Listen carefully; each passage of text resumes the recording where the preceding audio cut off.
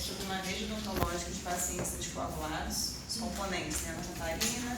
A Débora, pelo previsto, ela não pôde estar aqui presente, mas ela ajudou muito, ela foi fundamental na produção dos slides, né, na montagem do trabalho como um todo. A Lígia, eu e o Rá. Bom, só passando a programação da nossa apresentação, primeiro nós vamos falar sobre a definição, mecanismo de ação desses medicamentos, indicação, distúrbio da coagulação, principais anticoagulantes, antiagregantes plaquetários e o manejo odontológico, tanto no cuidado pré, no trans e até mesmo após as intervenções odontológicas médicas. Bom, os anticoagulantes, na realidade, eles vão atuar quando o sistema circulatório tiver alguma alteração. O coágulo, ele é a capacidade do sangue passar de estado líquido, que é o estado, né, é o estado assim, real do sangue, para o estado sólido ou semi-sólido, resultando em coágulos que podem também se deslocar, comprometendo estruturas nobres do organismo e, assim, gerando situações inadequadas do paciente. E a função do coágulo, a função fisiológica dele é controlar os sangramentos, estancar sangramentos em situações onde o vaso é comprometido por uma injúria ou por alguma situação de tráfico. Então, o sistema de coagulação, ele tem que ter um equilíbrio, né, entre os agentes que circulam ali no sangue, e eles têm agentes fibrinolíticos, agentes anticoagulantes e agentes pró-coagulantes, que vão gerar hemostasia primária e secundária. Os medicamentos que vão estar controlando essa questão da coagulação são os antiagregantes plaquetários e os anticoagulantes. O antiagregante plaquetário vai promover a inibição da função plaquetária, como a adesividade e agregação, e vão inibir a formação do tampão plaquetário. O anticoagulante ele vai interferir diretamente na cascata de coagulação sanguínea, e aí vão estar atuando tanto na via intrínseca como extrínseca, onde a finalidade é estar formando a parte da fibrina, né? Tem a via intrínseca, então é extrínseca. E aí os medicamentos vão estar atuando diretamente nessa cascata para poder não deixar formar o coágulo final. Aqui na cascata tem alguns medicamentos que vão estar, que a gente vai falar um pouquinho mais à frente, que vão estar inibindo a conversão do fator X em X ativo, 10 em 10 ativo, a protonina em trombina, entre outros. As indicações desses medicamentos prevenção de trombose venosa profunda, prevenção de embolia pulmonar e trombose em pacientes com fibrilação arterial, prevenção de trombose, síndromes coronarianas agudas, pós-infartos, pacientes que fazem uso de estentes coronarianas, pós-acidentes vasculares, ou seja, todos os pacientes que têm comprometimento sério na parte da circulação sanguínea. Bom, gente, Natália deu em geral as definições, né, das medicações que são usadas nesses pacientes anticoagulados, só que é importante a gente pensar de onde vem esses distúrbios da coagulação. Esses distúrbios, eles vêm quando acontece algum desequilíbrio naquela tabela de equilíbrio que ela falou. E isso pode acontecer por hipocoagulabilidade ou por hipo. E o que é a diferença, né, de cada um deles? Na situação de hipocoagulabilidade, a gente tem uma diminuição desses fatores que ajudam na coagulação. O sangue ele perde a capacidade, né, o líquido de coagular. E que geralmente são decorrentes de fatores hereditários, como doenças hemofílicas ou a doença de von Willebrand. E na hipercoagulabilidade, a gente também tem um estado que pode ser adquirido ou de caráter genético e o que vem a decorrer é o excesso da produção desses fatores, que levam a um excesso da produção desses coágulos sanguíneos. E aí esse excesso pode estar causando, né, os eventos tromboelíticos, né, e que podem ser classificados, né, que podem acontecer por doenças de base ou então por situações momentâneas, por exemplo, grandes cirurgias e tudo mais. E aí a gente vai encontrar esses pacientes anticoagulados nessa situação de hipercoagulabilidade. E aí a gente vai ver algumas medicações que são utilizadas, né? Natália deu a definição em relação aos antiagregantes e os anticoagulantes, e aqui a gente vai passar os principais exemplos, né, dessas medicações. Como um dos principais antiagregantes, a gente encontra o AS, né, o ácido acetilsalicílico, que, além de toda essa característica antitérmica, anti-inflamatória, analgésica, ela tem uma característica que é a inibição do tromboxano A2. E esse tromboxano é o primeiro fator para a agregação plaquetária. Então, ele inibe, diminuindo essa agregação. Então, esse medicamento é muito utilizado em pacientes, por exemplo, que passaram por infartos, até para diminuir a recorrência desse evento num período de tempo menor. Assim. E essa dosagem, ela, num tratamento secundário, como a prevenção da trombose, da doença cardíaca, ela vai variar entre 50 a 325 mg por dia. Mas existem alguns estudos, e é uma prática comum nos Estados Unidos, por exemplo, o uso dessa medicação como uma precaução para que esses eventos não venham a ocorrer. Por exemplo, muitos adultos nos Estados Unidos fazem uma dosagem de 100 mg de AS por dia, para justamente evitar que venha a acontecer algum evento cardíaco, né? Algum problema cardíaco. Outro exemplo também, então aqui usa o clopidogrel e a ciclopidina, que o nome comercial é o claviciltiplide, que são antagonistas do receptor de ADP, e eles também inibem a agregação plaquetária para diminuir essa formação dos trombos. E ele está aqui para a prevenção de isquemia transitória, prevenção de recorrência do infarto do miocárdio, AVCs, angina e peito instável. Bom, aqui a gente já vai entrar no grupo dos anticoagulantes, e um dos principais que nós temos é a varfarina, que em nome comercial a gente encontra o Marevan, o Comadin e o Varfin, que são medicações de uso oral e que têm um potencial de inibir a vitamina K. Lembrando que esses medicações inibem a vitamina K. E estão aí para prevenção de trombose arterial e venosa, prevenção de embolia, arritmia cardíaca, embolia pulmonar. É interessante lembrar que esses remédios que eles têm como característica a inibição da vitamina K, eles sofrem variação com a dieta, por exemplo. Então, a gente tem que ter esse cuidado de saber, além dessas medicações que o paciente toma, também como é a dieta deles. Geralmente, eles já são orientados pelos cardiologistas, né? Mas a gente sabe que nem sempre as orientações são feitas da melhor forma. Dentro dos anticoagulantes, a gente também tem a heparina, tanto a heparina não fracionada como a heparina de baixo peso molecular. As heparinas, elas têm um uso não tão indicado, né, assim, no dia a dia, são medicações mais utilizadas a nível hospitalar. A heparina não fracionada, pelo fato dela ser de via parenteral, e que a gente tem até um exemplo ali, que é o Glicermine, e é um remédio muito difícil de ser acompanhado os seus efeitos, então tem que ter um controle laboratorial muito intenso e tudo mais. Numa tentativa de facilitar o uso e ter um controle maior dos efeitos que é causado no paciente, a indústria, né, conseguiu pegar como se fosse um pedaço, né, diminuir as propriedades da heparina não fracionada e fizeram a heparina de baixo peso molecular. A heparina de baixo peso molecular, ela tem uma aplicação, né, uma das alternativas é subcutânea, então acaba sendo utilizado, por exemplo, para a prevenção de eventos trombolíticos pelas grávidas, né, que fazem a aplicação do Clexane durante toda a gestação e também após o parto. Então, a gente tem essas aplicações. E aí a gente entra tentando, né, também reverter esses efeitos da heparina.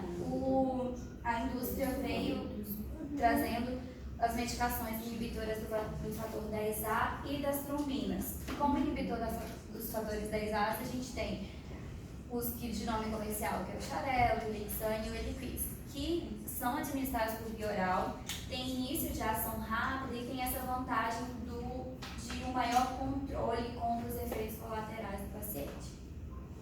E também, né, a Pradaxana, que é a da bigatrana, que é um inibidor direto da trombina, está aí como um forte adjuvante na prevenção das tromboses e também tem essa individualidade de ação, né? Tem um bom controle desses efeitos. É um remédio, querendo ou não, dar mais autonomia ao paciente do que ele ficar dependente de uma heparinização dentro dos hospitais. E aí agora, Rafael e Catarina vão falar um pouquinho para vocês mais especificamente sobre o manejo desses pacientes. Então, quando a gente recebe um paciente no consultório ou no ambiente hospitalar, a gente precisa saber muito bem da história desse paciente e qual que é a condição clínica dele para a gente poder determinar o planejamento do manejo. Então, existem alguns cuidados que a gente deve tomar na pré-intervenção, né? Então, um deles é o prontuário. Se for em ambiente hospitalar, a gente deve conhecer as principais características, as nomenclaturas do prontuário, para saber o que aquele paciente toma, né, qual que é a doença de base dele, fazer uma anamnese adequada, conversar com os familiares, um exame físico, porque é muito importante. Depois a gente vai ver que um paciente coagulado pode apresentar algumas coisas como, por exemplo, hematoma pelo corpo. Isso é sinal de que o paciente pode estar tomando um anticoagulante. O exame bucal completo e alguns exames laboratoriais que nós temos a obrigação de saber interpretar. E no caso de procedimentos que são mais invasivos, então nós temos um risco grande, né? No caso aí das exodontias, das cirurgias periodontais, de instalação de implantes, e aí é bom a gente saber se a gente vai precisar fazer uma exodontia um elemento, 2 elementos, se são múltiplos, qual a região e tudo mais. Na anamnese deve ser incluída a história médica, como eu falei, a história familiar.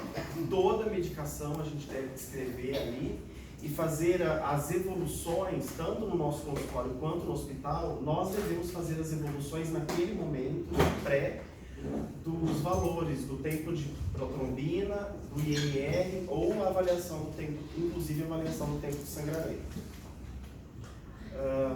Já foi falado, né? Além das comorbidades, uma das principais são as doenças hepáticas. Fazer uma boa consideração de qual que é a complexidade do caso vai ajudar a determinar a conduta. Então, no caso dos exames que nós temos obrigação de saber, para esse caso, é o coagulograma. O coagulograma a gente vai dividir, então, em tempo de protrombina e o tempo de sangramento. O tempo de protrombina é o tempo que vai acontecer na cascata de coagulação até ativar a protrombina, que é o que vai ativar a fibrina e depois ali o coágulo propriamente dito, o tronco. Então a gente pode, como que isso é feito? É retirado o sangue do paciente, é incluído um fator tissular nele, e aí através desse teste é descoberto o tempo de protrombina. Só que o que acontece? Como no mundo inteiro vários laboratórios utilizam valores, fatores tissulares diferentes, isso acontecia de dar valores diferentes e a comunicação entre os profissionais ficava dificultada. Então foi desenvolvido o INR, uma equação, vamos falar, uma equação que é o INR,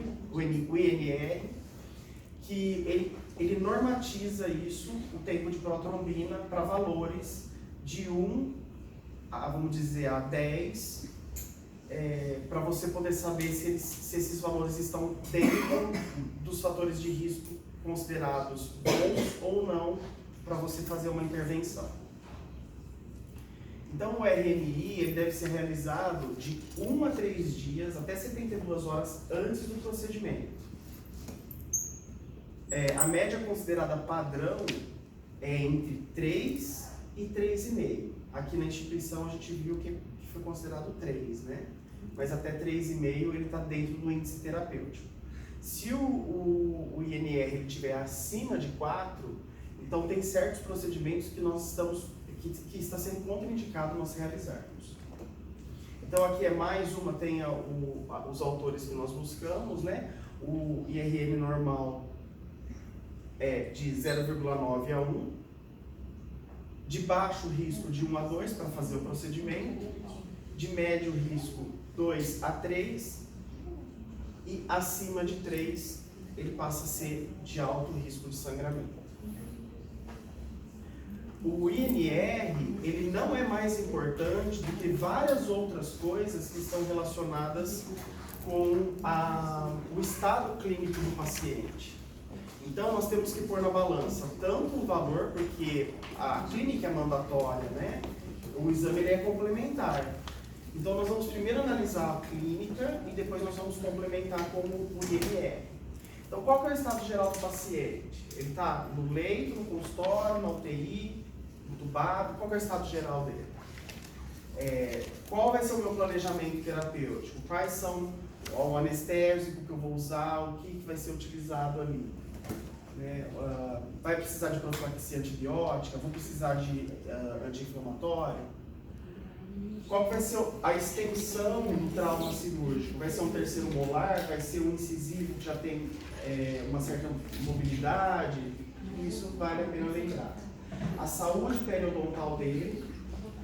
E aí a gente pode ter a comunicação boa entre o médico, né? Qual que é o julgamento clínico do médico sobre o atual estágio da doença no paciente e a sua terapia anticoagulante.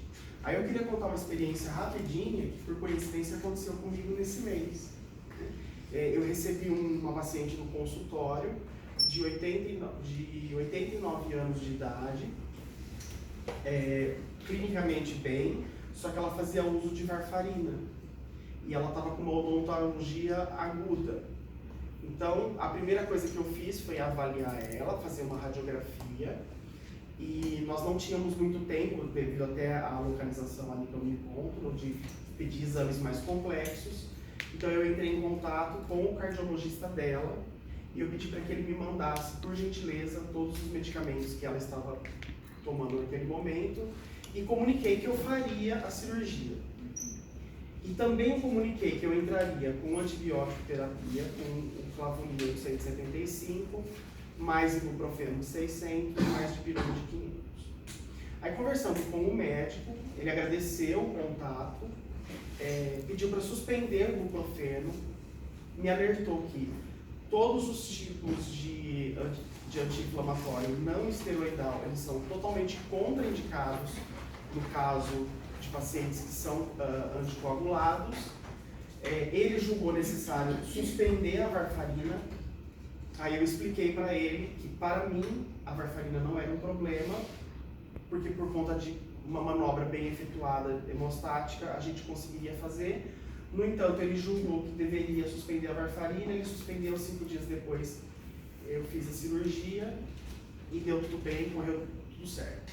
Acabou a cirurgia imediatamente, eu liguei para o cardiologista e falei para ele mandar para mim por escrito qual era o momento dela voltar com a varfarina. Se naquele mesmo dia ou se no dia seguinte. E aí ele pediu que voltasse imediatamente. Então essa comunicação com o cardiologista, com o médico que está cuidando, é muito bom e eles têm visto com bons olhos nesse sentido. Eu acho que acaba até valorizando a nossa profissão. Então aí tem os riscos, né? Eu interrompo ou eu não interrompo? Na verdade o médico, né? Quem prescreveu é que interrompe. O que prescreveu vai interromper ou não vai interromper? Se ele interromper, eu vou ter risco de trombo. E se tiver risco de trombo, pode dar algum tipo de embolia. Se eu não interromper, eu aumento o risco de sangramento. Então eu tenho aqui agora uma sinuca de bico, né? O que eu devo fazer? Se eu retirar a varfarina, estudos falam que a retirada por 2 dias aumenta em 1% o risco de evento de dar trombo. Então a gente sabe que é complicado retirar o anticoagulante. E pode ocorrer ou não se eu fizer as manobras de controle hemostáticas.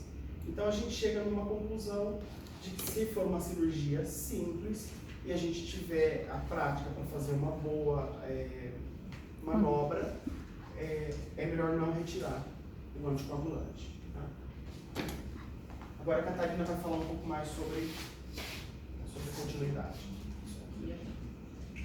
Bom, gente, dando continuidade aí ao trabalho, como o Rafael colocou, o questionamento de todos nós é interrompe ou não interrompe?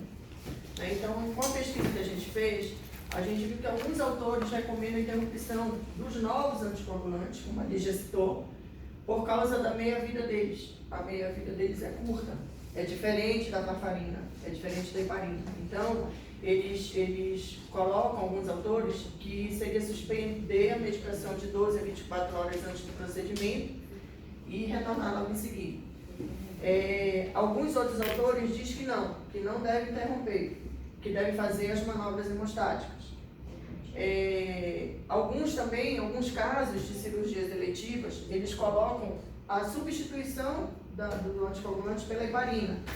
A nível hospitalar, muitas vezes, eles trocam a medicação, colocam a heparina 4 ou 5 dias antes, inclusive a professora Marcela mostrou um gráfico para a gente dessa troca, dessa medicação, e faz a cirurgia no 4º ou 5º dia da troca da heparina, e depois volta de novo 4 ou 5 dias depois.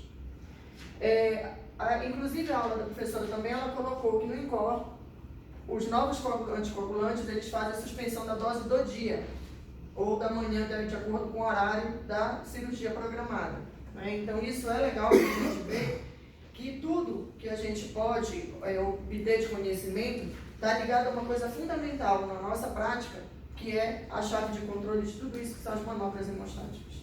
Tá? Uns vão ter sempre que tiram, outros que não tiram. A gente vai estar em contato, como o Rafael colocou, com o médico.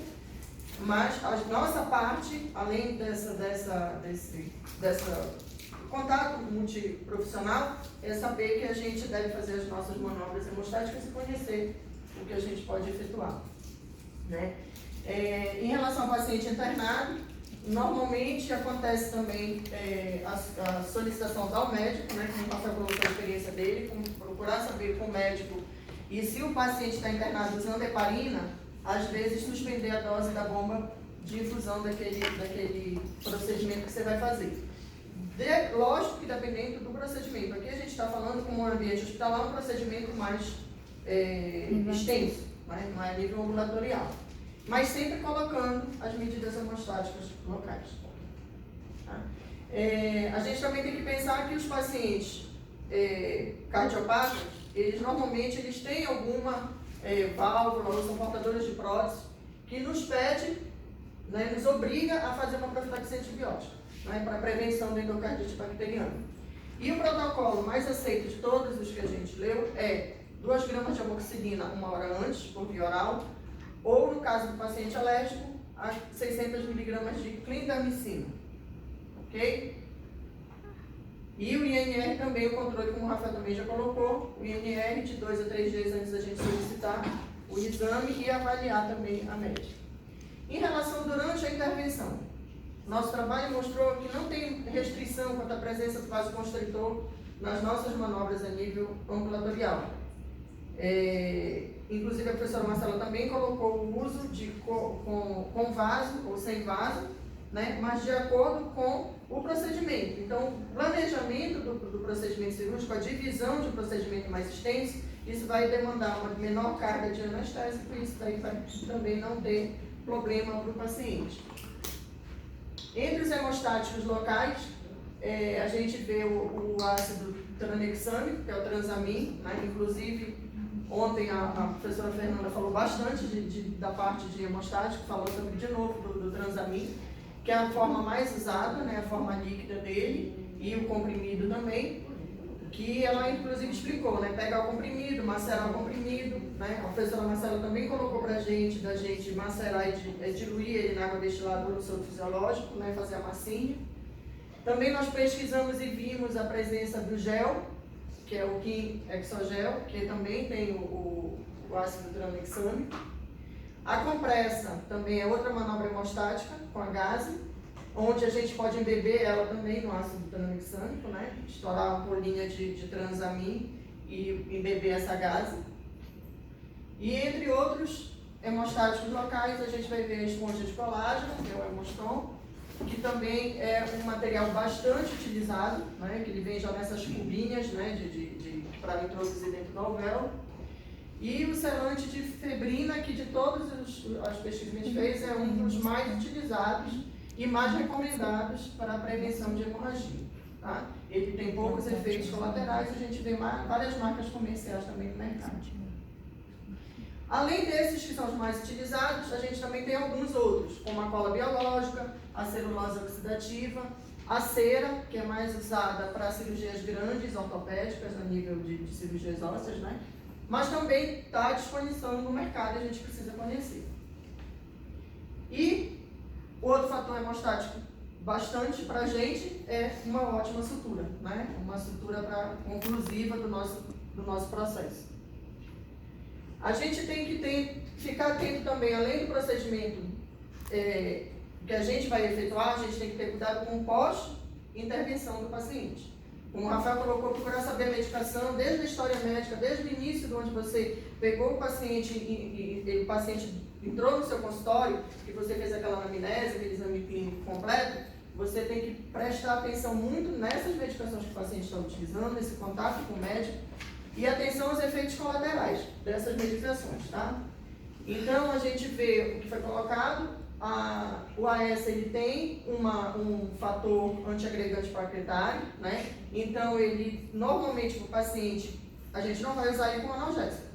A gente vai dar preferência para a dipirona, né? É o analgésico mais de escolha para controle da dor, evitar o ácido acetil.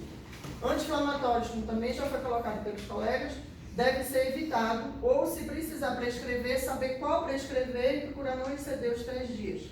Tá? Mas normalmente ele também tem ação antiagregante e é importante que a gente tente não fazer uso. Algumas interações medicamentosas são importantes para a gente também. Por exemplo, o uso da varfarina, como a Lídia colocou, que é um dos anticoagulantes bem utilizados, a gente vai ver que tem determinados anti-inflamatórios que interferem.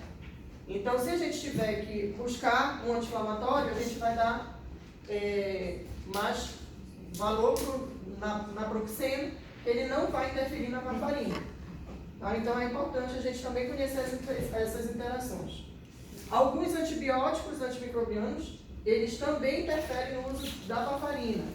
Então, a gente também vai tentar evitar a cefalosporina, a eritromicina, o metronidazol, o fluconazol, porque eles são antimicrobianos que vão interferir na medicação que o paciente está usando. E outros pacientes também que possam estar fazendo efeito de outros remédios para problemas cardiovasculares, como atenolol, metoprolol, é importante a gente saber que eles não vão interferir nessa medicação que o paciente esteja usando, tá? E também drogas do sistema nervoso central, tem alguns que vão inibir o efeito da varfarina e outros que não interferem. Então, essas interações medicamentosas, cabe a nós ter esse conhecimento. E na gestante? Foi colocado também pela Lígia o uso da heparina na gestante. Normalmente, eles evitam, isso daí é o controle médico. O acompanhamento da gestante é feito pelo médico. Né? Mas a gente sabe que nos primeiros 3 meses, normalmente eles são contraindicados pelo fator hematogênico e abortivo. Se ela precisar fazer uso, ela vai estar sendo monitorada pelo médico, e normalmente vai fazer uso da heparina como opção.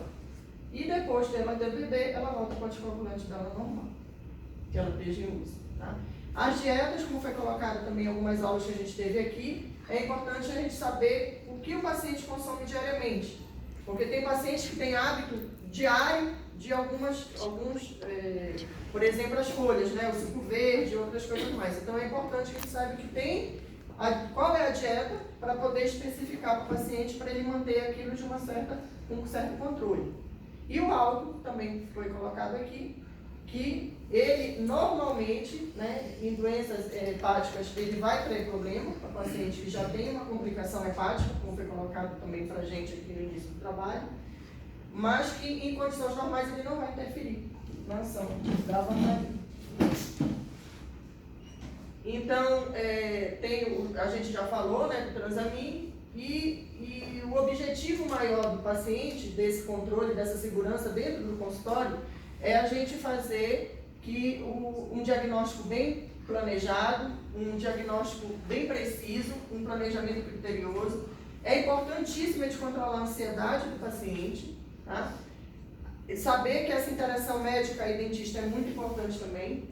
Essa participação dos dentistas a nível hospitalar faz toda a diferença, né? Porque a gente está buscando esse conhecimento e a gente está interagindo com a parte médica também.